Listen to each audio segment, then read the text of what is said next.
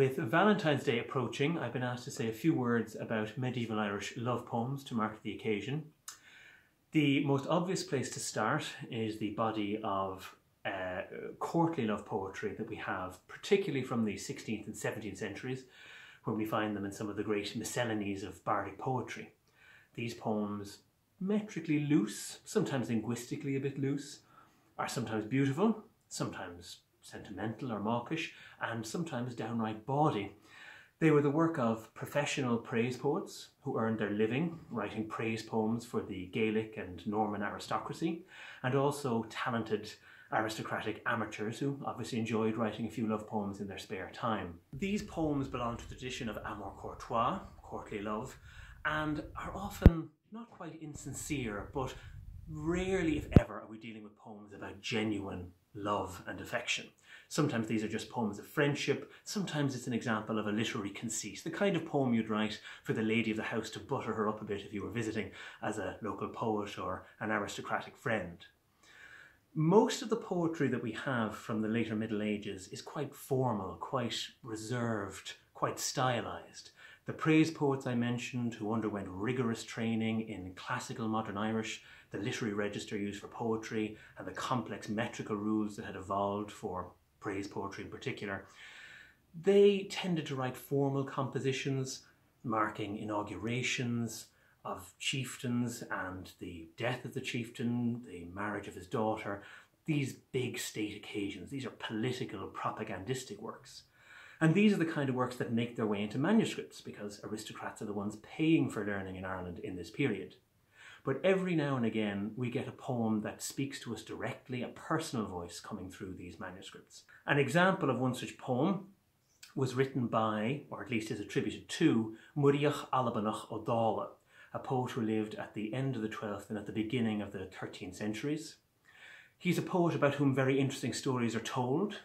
It's believed, for example, that he had to flee Ireland and go to Scotland after he killed a tax collector who had been sent by his overlord and was somewhat snotty to him. And poets, who are very classist and very arrogant, these are the upper echelons of society, they don't tend to brook abusive behaviour from the lower orders. So Mícheál Hoyne took an axe and hacked this unfortunate individual, Fionn O'Brien is his name, to death. And he was then quite surprised when his overlord banished him and chased him around Ireland and was making a big fuss over the death of this commoner. That's one side of this poet. Another side comes in a poem that he wrote and that is preserved in early 16th century manuscript, the Book of the Dean of Lismore. This is a manuscript written in Perthshire in Scotland. It contains a large collection of classical modern Irish poetry, written unusually in Lowland Scots orthography, and so it takes some deciphering to work out what the original Irish text was like.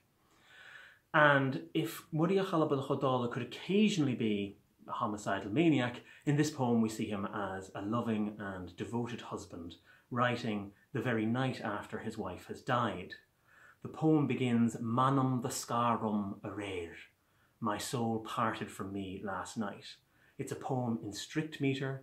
It follows the linguistic rules set out for classical modern Irish in elaborate grammatical and metrical tracts that were used by the Bardic schools.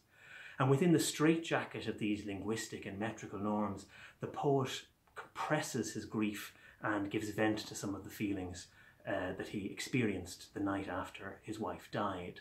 And this does seem to have been genuine grief.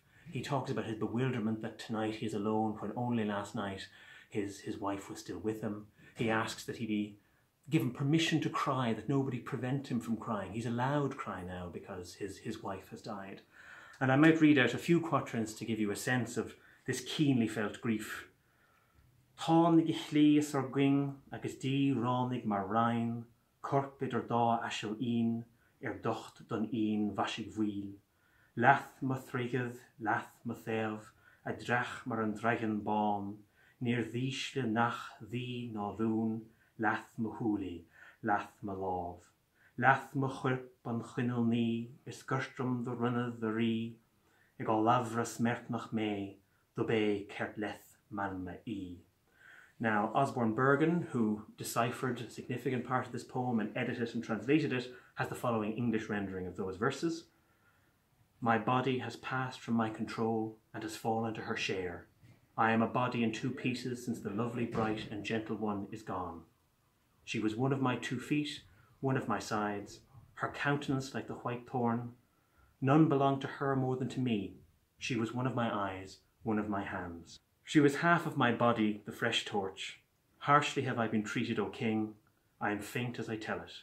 She was the very half of my soul. The poem contains many charming details about their relationship, that they had 11 children together, that they were 21 years married, and the beautiful line, Binne sa vinne or lár.